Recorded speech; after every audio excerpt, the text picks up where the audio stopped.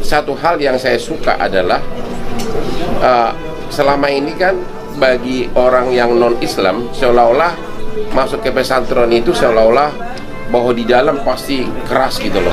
Iya. Ternyata tidak begitu keadaannya. Pesantren itu keadaannya sangat sejuk, muridnya sangat sopan-sopan dan berperilaku sopan, berpakaian sopan. 2. Man amana billah, akidahnya benar, la ilaha illallah. Tapi saya sangat terkejut di Tebu Ireng ini. Ternyata pesantren itu sangat indah di dalamnya, sangat sejuk, full of persahabatan. Gitu loh. Jadi saya mau coba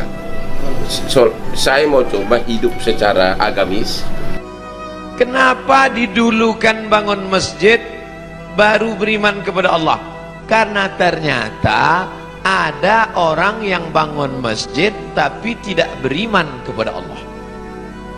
Ini Ustaz Somad ngawur. Mana ada orang bangun masjid tak beriman? Ada. Jujur saya akui, saya dalam proses di persimpangan. Maka ciri orang yang mendapat hidayah yang kedua, man amana billah, jangan rusak tauhid, akidah kepada Allah. Saya juga kagum sama agama Islam, terutama sesudah saya masuk ke pesantren Tebu Ireng. Ciri orang yang mendapat hidayah, dia berserah diri hanya kepada Allah, tapi tetap ada usaha.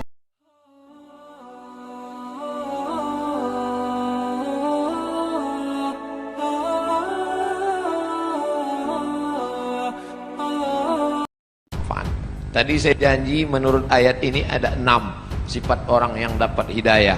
Pertama, memakmurkan masjid dengan pengertian 3. Bangun, ramaikan, atur administrasinya, tertib administrasi. Saya kadang lupa mengucapkan terima kasih kepada Yang Maha Kuasa. I'm so successful already, okay? Tapi kadang-kadang terlalu mikirin duniawi. Tapi waktu karena saya makin top di kalangan generasi milenial, saya itu diundang ke berbagai universitas untuk ceramah, bahkan ke pesantren. Saya datang ke Tebu Ireng, pesantren Tebu Ireng yang undang saya. Pesantren Tebu Ireng yang undang saya, bahkan mereka kirim uang transport agar saya mau datang. Walaupun memang nggak pas-pasan karena memang saya bawa tim.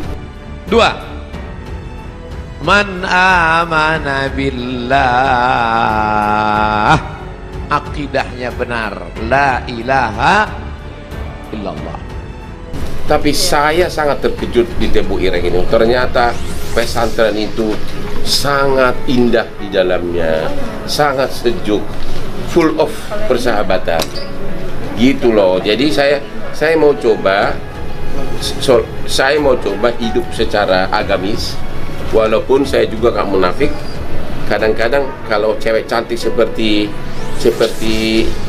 siapa yang depan gue nih, Stella O ini, saya bisa kadang-kadang lupa diri. Tapi kan selama saya masih di dunia, saya masih tetap normal. Kenapa didulukan bangun masjid baru beriman kepada Allah? Karena ternyata ada orang yang bangun masjid tapi tidak beriman kepada Allah. Ini Ustaz Somad ngawur. Mana ada orang bangun masjid tak beriman? Ada. Ya, semua agama itu baik, tergantung kepada pengikut masing-masing. Tapi satu hal yang saya suka adalah selama ini kan bagi orang yang non-Islam seolah-olah masuk ke pesantren itu seolah-olah bahwa di dalam pasti keras gitu loh. Iya. Ternyata tidak begitu keadaannya. Pesantren itu keadaannya sangat sejuk, muridnya sangat sopan-sopan dan berperilaku sopan, berpakaian sopan. Dan jadi mungkin perlu pesantren itu lebih membuka diri, diberikan kesempatan bagi non muslim masuk ke kompleksnya, agar berita bagus ini bahwa pesantren itu sangat bagus itu perlu semua orang tahu gitu loh, sehingga tidak ada saling curiga lagi. Orang mulai nyumbang untuk masjid, masuk ke masjid, pakai sorban, pakai peci, pakai koko, pakai sarung, tapi tak sunat. Dan banyak orang terkecoh, disangka ustadz, rupanya KW. Memang saya diundang banyak lembaga karena kesuksesan karirku sebagai lawyer. Banyak kampus di berbagai kota. Dan kebetulan Tebu Ireng itu juga punya kampus Fakultas Hukum dan S2, ya. Makanya prinsip dalam Islam, man amana billah la ilaha illallah.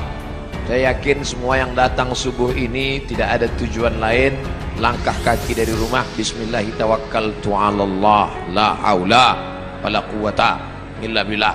Salat, usolli fardhu subhi rak'ataini adaan ma'muman lillahi ta'ala. Puasa, nawaitu shauma ghadin an ada'i fardhi syahri ramadhan hadhihi sanati lillahi ta'ala. Haji, labbaik Allahumma labbaik labbaik la syarika laka labbaik. Yang saya terharu adalah Tebu Ireng itu, saya terharu ternyata pendirinya itu sampai cucunya adalah orang-orang yang telah menciptakan sejarah. Hasyim Asy'ari adalah pendirinya, anaknya Wahid Hasyim. Kita tahu jalan Hasyim Asy'ari, kita tahu jalan Wahid Hasyim di Jakarta, dan puncaknya cucunya Abdul Rahman Wahid, Gus Dur, jadi presiden RI. Ketika engkau persekutukan, kau duakan Allah dengan yang lain, hilang amalmu. Lain asyrakta, kalau kau syirikkan Allah, kau duakan Allah, kau persekutukan Allah, la yahbatanna amaluka, gugur amalmu. Maka ciri orang yang mendapat hidayah yang kedua, man amana billah, jangan rusak tauhid, akidah kepada Allah. Jadi itu daerah Tebu Ireng itu daerah yang memang boleh dikatakan pintu menuju Indonesia. Gitu. Kita dalam Islam diajarkan berani berkata la ilaha. La ilaha, tak ada lagi batu-batu. La ilaha, ada lagi dukun-dukun. La ilaha, tak ada lagi gelang-gelang. La ilaha, tidak ada lagi sembahan-sembahan. La ilaha illallah, murni. Inna salati wa nusuki wa mahyaya wa mamati lillah.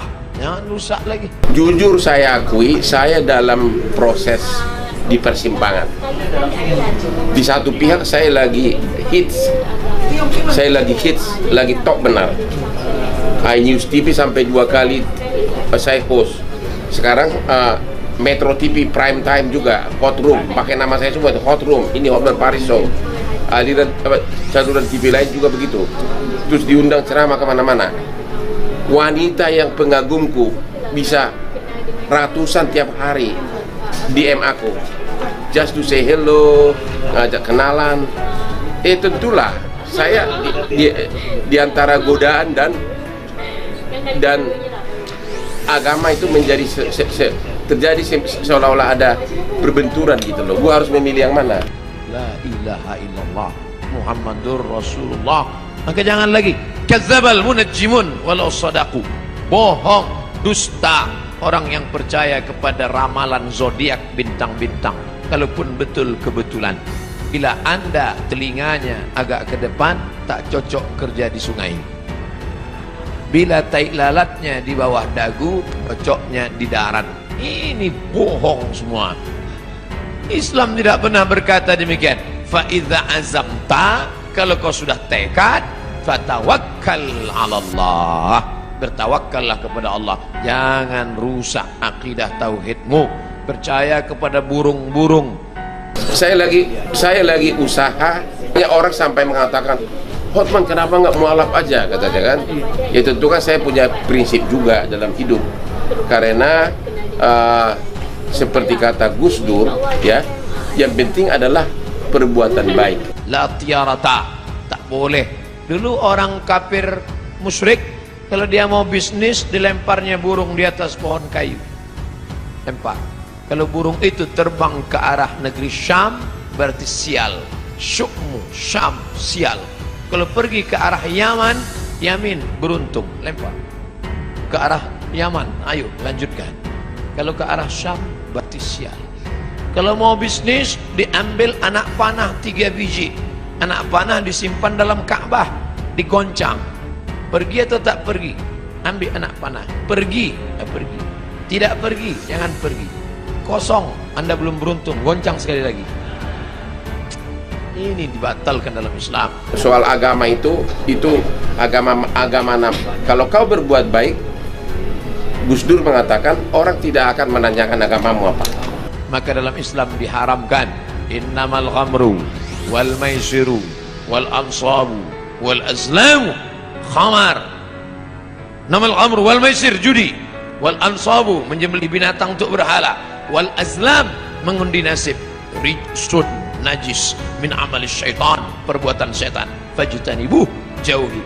Sampai hari ini belum kupikir ke arah sana, karena saya percaya sama agamaku. Tapi ciri orang yang mendapat hidayah, dia berserah diri hanya kepada Allah, tapi tetap ada usaha. saya juga kagum sama agama Islam, terutama sesudah saya masuk ke pesantren Tebu Irem. Allah kasih kita kudrat, Allah kasih kita iradat, Allah kasih kita sama, Allah kasih kita basar, Allah kasih kita kalam, supaya kita berusaha. Makanya doa keluar masjid, Allahumma inni as'aluka min fadlik, beri aku rezeki.